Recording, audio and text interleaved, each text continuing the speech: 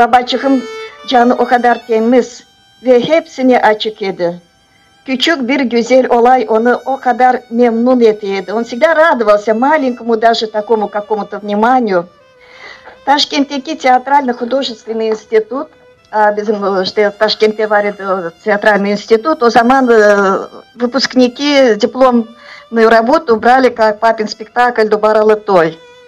Ve biz ailecek etkin edik o spektaklden ve Kore'den babacığım nasıl o kadar heyecanlıydı o zaman o spektaklin bakarken. O kadar kuvanaydı o spektaklin bu bakarken ve böyle gizli gizli gözyaşlarını siliyordu.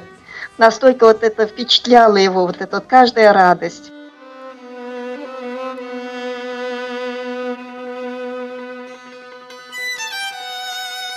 Как-то после болезни при разговоре с ним глаза его увлажнились.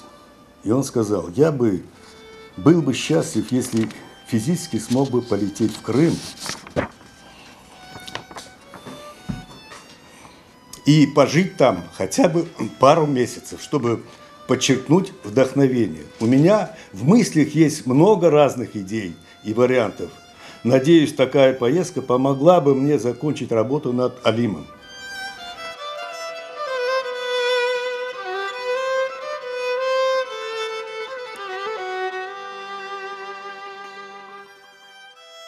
Benim esas maksadım Alim romanını yazıp bitirmektir. Elbette bu birkaç yıl vaktim alır. Lakin ben bu romanı yazıp bitirmekle hem okuyucularımın meraklarını kanatlandırmak hem de o maksadımı yerine getirmek.